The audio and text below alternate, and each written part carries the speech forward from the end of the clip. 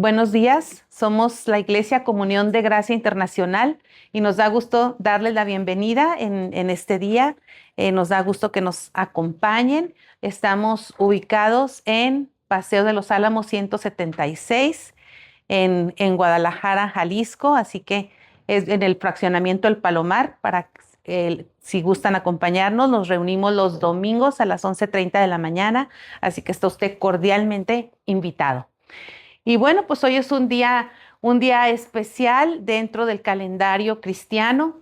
Recordemos que el calendario cristiano nos orienta durante todo el año hacia la vida de Jesús. Está centrado en la vida de Jesús. Hoy es el último día del calendario cristiano y celebra a Cristo como Rey de Reyes. A partir del próximo domingo vamos a estar iniciando con la temporada de Adviento. Vamos a estar con la temporada celebrando el nacimiento de Jesús. Pero hoy es el día de Cristo Rey y hoy es el día que estamos celebrando a nuestro Señor Jesucristo como Rey de Reyes y Señor de Señores. Pues ustedes y yo sabemos que todavía hay ciertas casas reinantes de gobierno en el mundo donde todavía prevalece la monarquía, donde todavía hay reyes.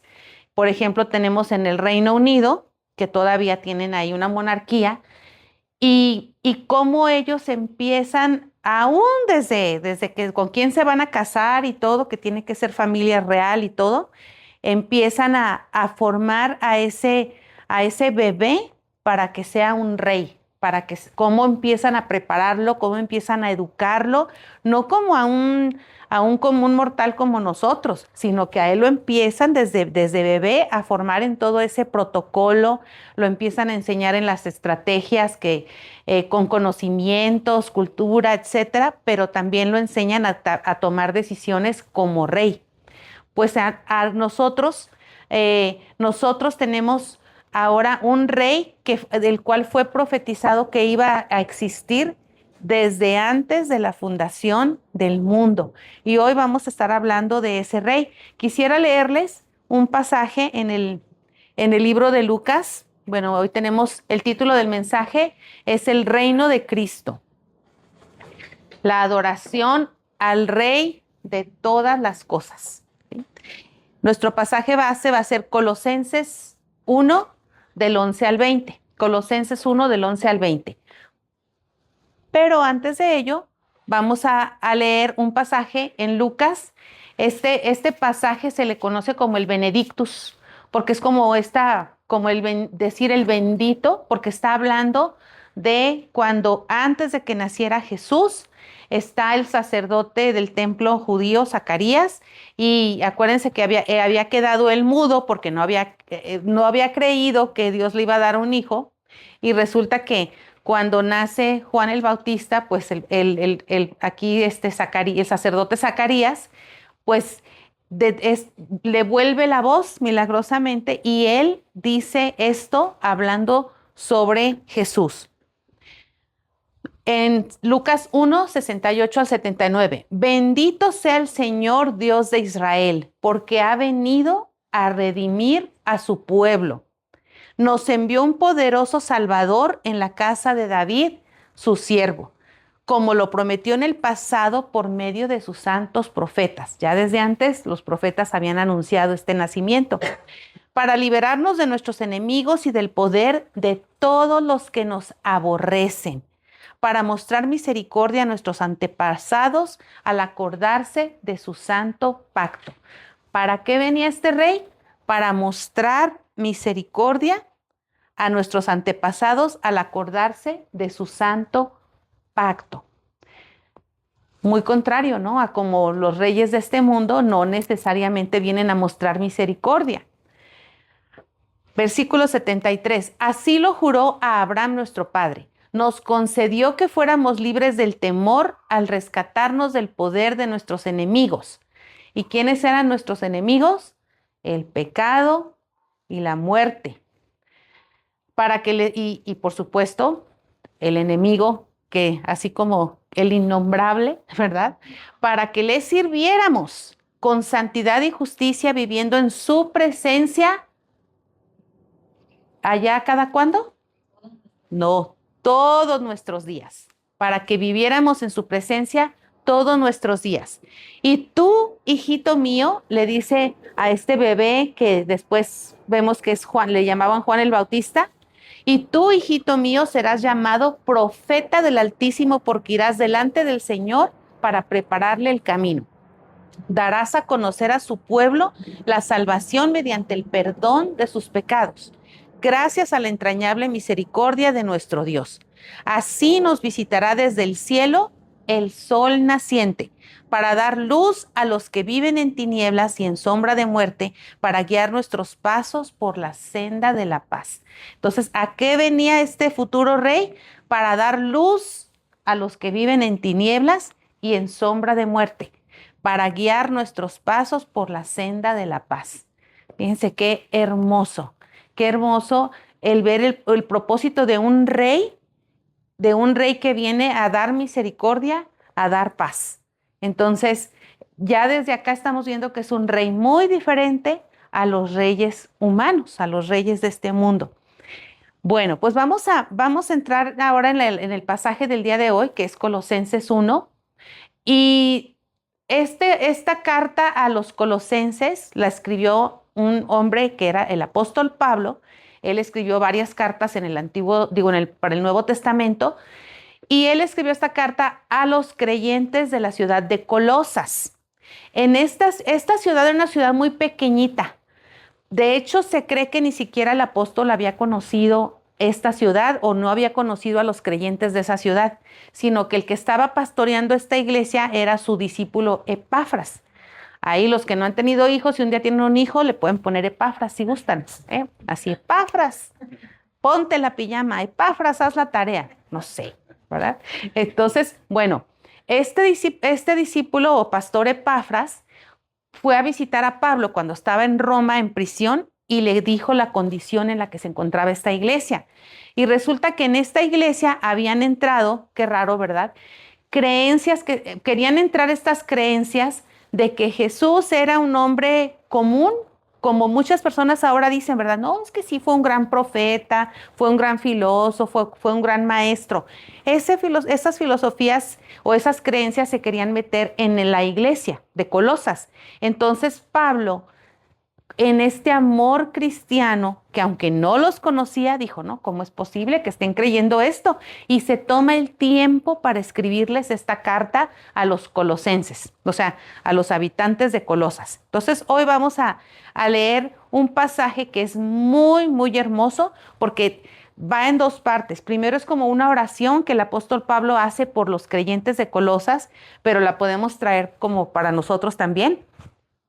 Y él viene a traer un himno que cantaba la iglesia primitiva. No se sabe si él era el autor de este himno, pero es un himno con un mensaje poderosísimo que nos da la verdadera identidad de Jesús, que no era para nada un hombre común, como ya vimos en que los profetas en el pasado habían anunciado su nacimiento, y tampoco es un rey común, y también aquí en Lucas podemos ver cómo ya se había designado a un bebé para que lo fuera anunciando también.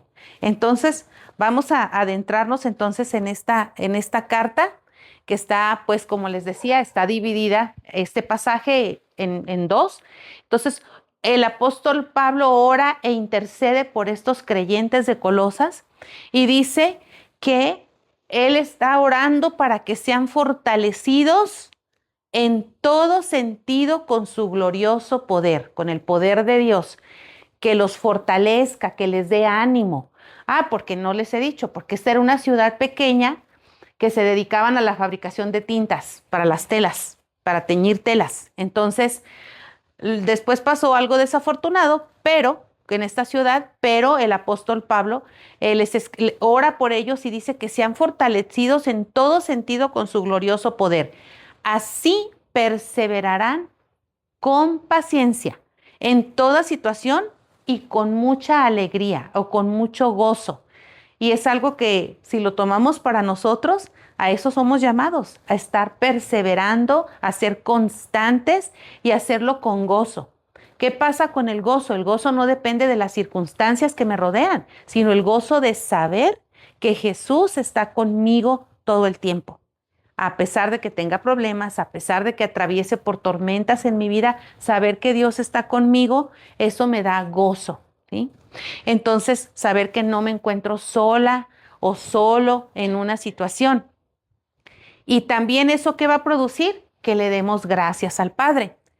Él los ha facultado, los ha capacitado para participar de la herencia de los creyentes en el reino de la luz.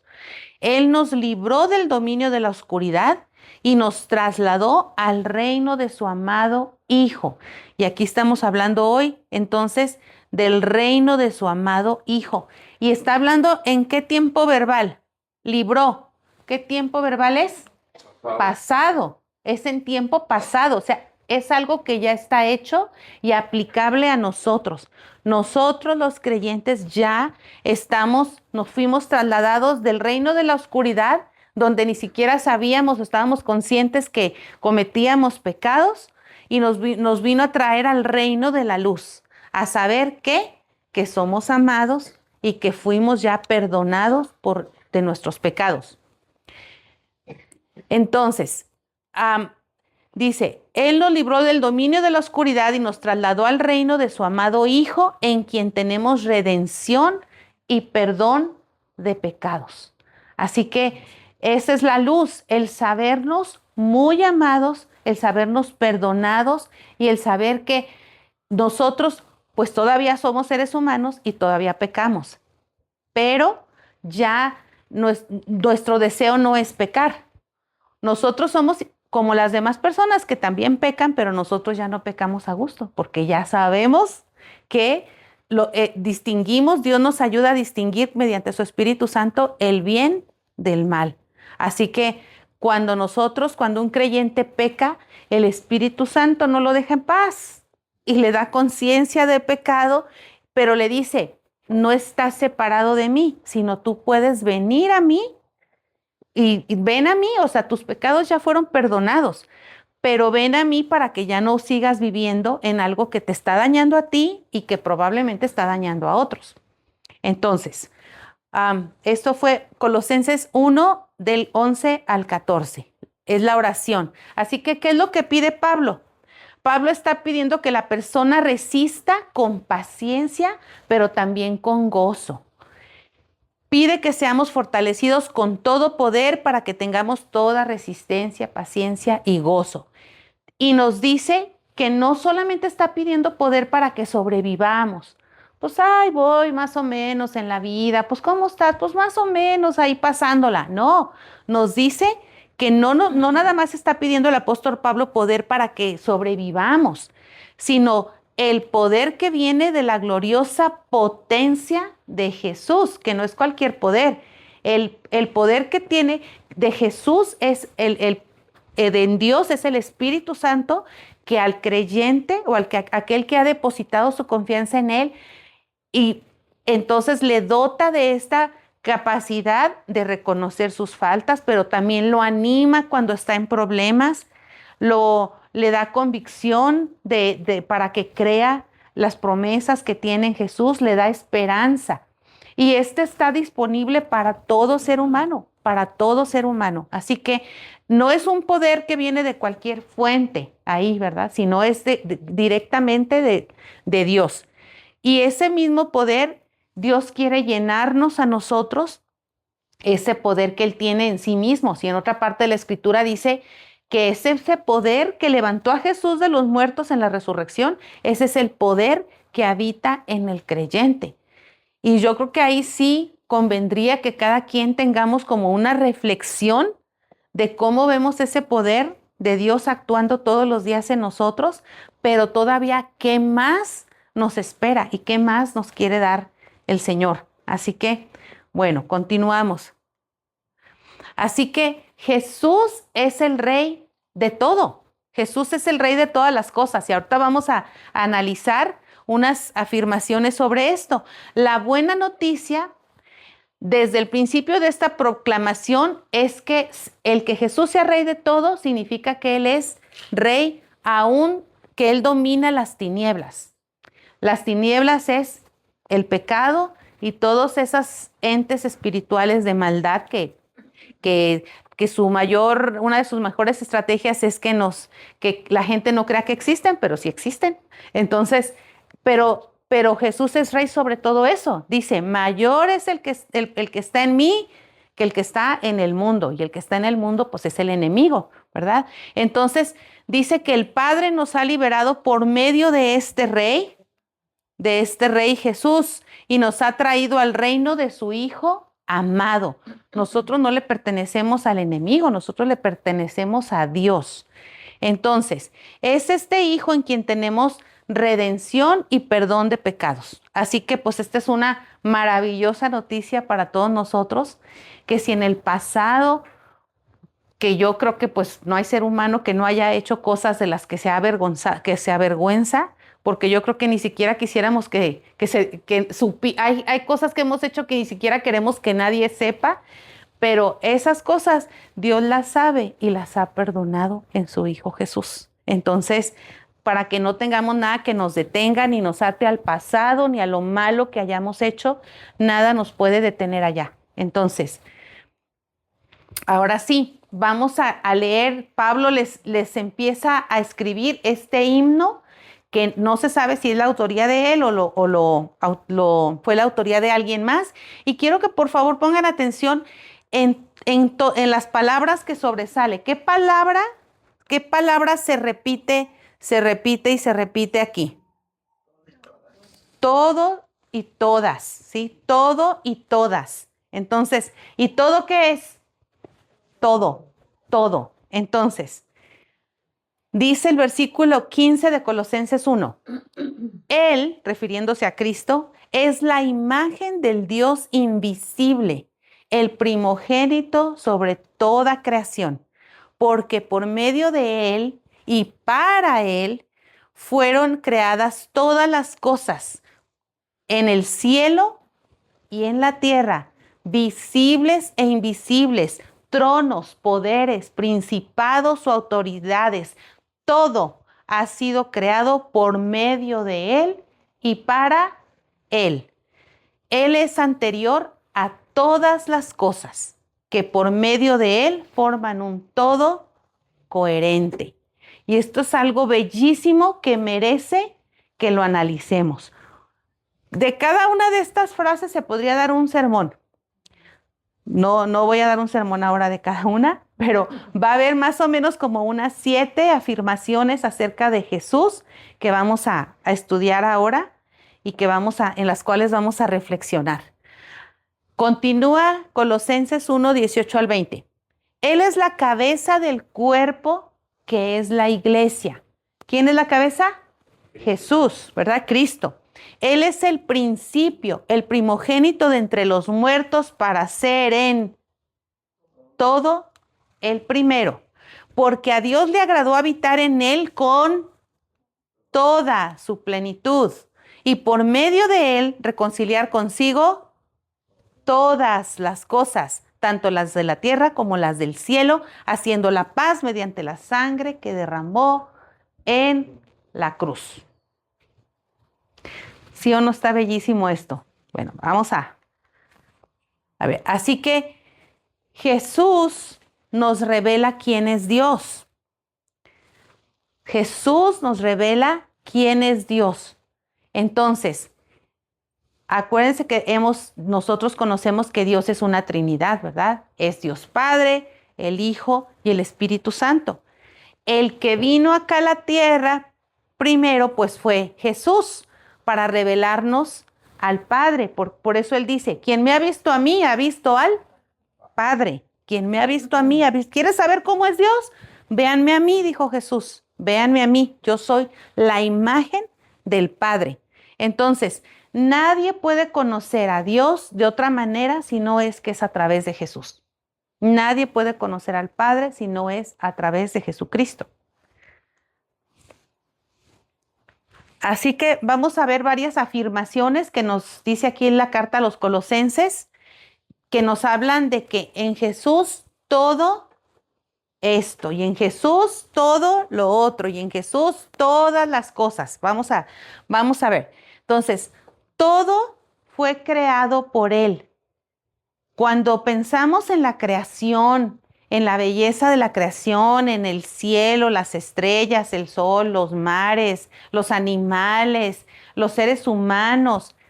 Todas esas cosas fueron creadas por Jesús, porque en el Antiguo Testamento nos dice, yo soy el gran yo soy.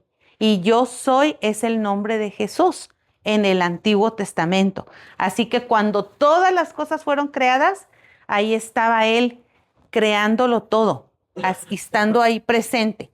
Así que todo esto quiere decir que si Él es nuestro creador, entonces todos estamos o deberíamos estar sujetos a Él, porque le pertenecemos a Él. Entonces, Él es, decía este himno, antes de todas las cosas. Nadie puede afirmar que estuvo antes de Jesús. Ni el mar fue creado antes de que Jesús antes se llamaba el Verbo, ¿verdad? Porque dice ahí en Juan, en el principio era el Verbo, ¿sí? O sea, el Verbo ya que se hizo carne, que es Jesús, Él ya existía antes de toda creación. Él ya existía. Así que Él es antes de todas las cosas. Fíjense, otra vez recordemos, ¿por qué Pablo les está escribiendo esto a los colosenses? Porque los colosenses decían que Jesús había sido un gran maestro, que Jesús había sido un ser humano normal. Sí, fue un ser humano mortal, pero nunca se despojó de su naturaleza divina. Era 100% humano y 100% divino. Entonces, por eso aquí Pablo les está diciendo, sí, pero Él estuvo antes de todas las cosas. En Cristo todas las cosas, ya me fui. En Cristo todas las cosas subsisten. Nosotros existimos por la voluntad de Jesús. Mi siguiente aliento es mi siguiente respiración es porque Jesús sostiene el universo. Jesús sostiene las leyes que rigen el universo. Todos sabemos que el universo tiene leyes, ¿verdad? Hay una manera como funciona. ¿Por qué el mar se mueve con las olas? Porque también ahí hay un efecto de la luna. ¿Por qué yo no salgo volando aquí? Porque está la ley de la gravedad que no me lo permite. O sea, hay leyes en el universo y es algo constante. Es algo que está puesto, pero es algo constante. ¿Cómo es que todas estas plantas que nos rodean, cómo es que subsisten? Pues porque están recibiendo la luz del sol, porque hay una savia que está corriendo en ellas, porque toman nutrientes de la tierra, porque todas esas son leyes ya puestas, ¿sí? Entonces, todo subsiste porque nuestro Señor Jesús así lo permite, porque es su voluntad. Cada que hay la concepción de un nuevo ser humano, ya les había platicado en otra ocasión, ¿verdad? De los nuevos los descubrimientos más recientes que se han hecho acerca de por qué es que a la hora de la fecundación no llega un espermatozoide. Antes decían que era el más rápido y el más veloz. Ahora ya se sabe porque el óvulo tiene unas ciertas hormonas, un equilibrio delicado que solamente permite la entrada de un espermatozoide. No de los otros miles que llegan, solo de ese en específico. Entonces, si eso no te habla de diseño y de que tú fuiste creado específicamente, pues no sé qué más. O sea, tú eres tú porque Dios así lo quiso, porque Dios te diseñó así como tú eres hoy. Así que todas las cosas subsisten, pero más allá nos está diciendo que Él es un rey que nunca nos abandona. Él nunca nos abandona. Él sabe todo lo que nos sucede a cada uno de nosotros, lo pequeño y lo grande. Él lo conoce todo. Otra afirmación dice, Él es también la cabeza del cuerpo de la iglesia. La iglesia tiene vida y se sustenta gracias a Jesús, gracias a este rey. Así que Él es el rey del nuevo orden creado. ¿Cuál es el nuevo orden creado? Pues que nosotros fuimos creados como seres humanos, pero somos llamados a ser una nueva creación. ¿Por qué? Porque nosotros en el camino, como heredamos esta naturaleza de Adán, de pecado, pues en el camino nuestra vida nos va pasando muchas cosas. un niño de 11 años ya tiene muchas vivencias y muchas cosas cargando en su mente. Ya trae una dosis de dolor, ¿o no? Ya trae algún traumita, alguna cosa, alguna herida en el pasado. Imagínense, conforme vamos creciendo en años, pues vamos adquiriendo más dolor, más situaciones difíciles en la vida.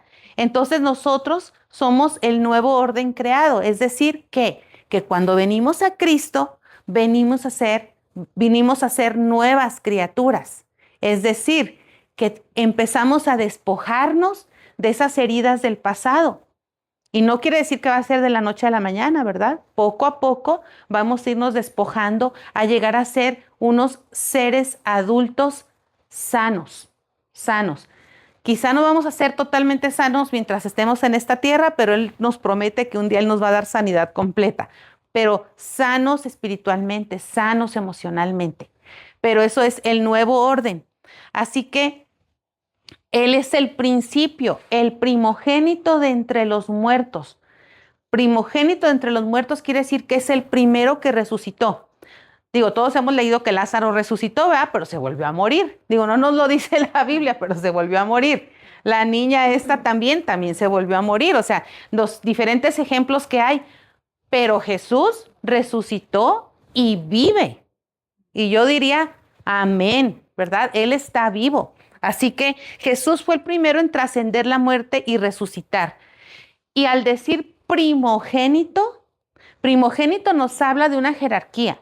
Acuérdense que en la sociedad judía, el primogénito varón tenía preeminencia sobre sus demás hermanos. Él era el que se constituía en el patriarca de la familia, en el que iba a heredar todo, y todos iban a vivir con él, pero obedeciendo lo que el primogénito decía. Entonces ahí les dice él a esta cultura de los colosenses, les dice que él es el primogénito, pero primogénito, primero, génito, nacer, el que nació primero. Pero eso indica que va a haber más. Va a haber más hermanos, va a haber más hermanos. Así que vendrán gracias a este rey. Y la promesa para nosotros es que un día, cuando nosotros muramos, también vamos a resucitar. No sabemos cuándo, la Biblia no lo dice, pero un día vamos a resucitar. Y un día vamos a estar reunidos con nuestros seres amados. Y si a ti ya se te murió alguien, que es lo más probable, si todavía no, gracias a Dios. Y si ya, gracias a Dios también, porque te promete que lo vas a volver a ver y lo vas a volver a abrazar. Así que, bueno, yo espero mucho ese día, porque ya tengo gente amada por allá. Entonces, dice también, en él, en Jesús, agradó a Dios habitar toda la plenitud. Todo lo completo que Dios es, habita en Jesús. Dios no se limita a sí mismo en Jesús. Gracias a lo que Dios hizo en Jesús por nosotros, ahora tenemos acceso a la plena presencia de Dios. ¿Quién era el único capaz de perdonar los pecados del mundo? Y Jesús hizo este sacrificio para que todos esos pecados fueran pagados. ¿Por qué? Porque Él era Dios en la carne. Él era el único que podía pagar por los pecados de toda la humanidad. Entonces, Dios designó que en Jesús habitara toda su plenitud, todo su amor, todo su perdón, toda su paz y todo su gobierno. Y cuando tú estás pensando, que mucha gente dice, bueno, cuando venga el reino de Dios, no, resulta que el reino de Dios ya está aquí, porque Jesús, entonces, cuando Jesús se encarnó, vino a traer ese reino aquí a la tierra. Cuando llegó como un bebecito indefenso, es la instauración del reino de Dios en la tierra. Y ya abrió el acceso para todos los seres humanos con su sacrificio. Así que nosotros tenemos acceso a la plena presencia de Dios de manera directa. Así que otra afirmación que nos dice ahí este himno, ¿se acuerdan que decía que Él iba a venir a reconciliar todas las cosas? Bueno, cuando Adán y Eva pecaron, entonces hubo una separación. Ellos se separaron de Dios. Dios nunca se separó de ellos. Pero desde antes de crearlos, Dios ya sabía que ellos iban a pecar. Desde antes de crearlos. Entonces, desde antes hizo esta provisión de un día mandarnos este rey que nos iba a limpiar de ese pecado. Así que no es que Dios se separe del ser humano, es el hombre el que se separó de Dios. Entonces, Dios ya sabía que tenía este plan y entonces, claro que nos dejó vivir en nuestras consecuencias, ¿verdad? Porque por eso en este mundo sufrimos problemas de relaciones familiares, enfermedades físicas, problemas económicos, todo lo que a usted se le puede ocurrir malo, pues por eso, porque el hombre decidió tomar sus propias decisiones y separarse. Pero Dios dice, está bien, los voy a dejar que vivan con lo que han decidido porque respeto su libertad. Sin embargo, ya tenemos este plan, que iba a venir el verbo a hacerse carne. Así que Jesús viene a reconciliar todas las cosas. Todos los seres humanos que habían vivido hasta entonces estaban en pecado. Sin embargo, con el sacrificio de Jesús se establece la paz entre las cosas del cielo y las cosas de la tierra. Así que, por ser Jesús, solo Él se convierte en aquel en quien todas las cosas se reconcilian. Y es una reconciliación que permea todo. En una parte de la Escritura se han leído que la creación de Dios gime aún esperando el regreso. Toda la creación, todo lo que está contaminado, todo lo que parece perdido, en Él va a está reconciliado. Y un día esta tierra va a florecer y a ser lo que fue desde un inicio. Así que en Jesús hay reconciliación a muchos niveles que ni siquiera nosotros estamos conscientes todavía.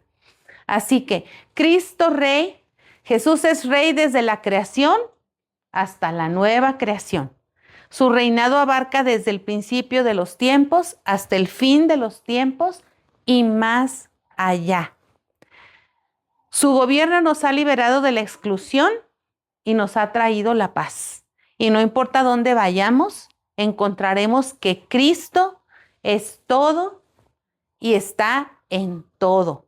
Así que si usted tiene ahora situaciones, problemas, dificultades, mire arriba. Y arriba es un decir, ¿verdad? Porque Dios está en todas partes, pero recuerde que usted no está solo, que Cristo está con usted, que Cristo le fortalece mediante su Espíritu Santo, y entonces todos miramos con esperanza hacia aquel momento donde vamos a estar reunidos con Él y donde ya no va a haber llanto ni dolor, porque todas estas cosas ya habrán pasado. Y sin embargo estaremos gozando de la presencia cara a cara con este Rey del amor, este Rey de la paz, este Rey de la esperanza.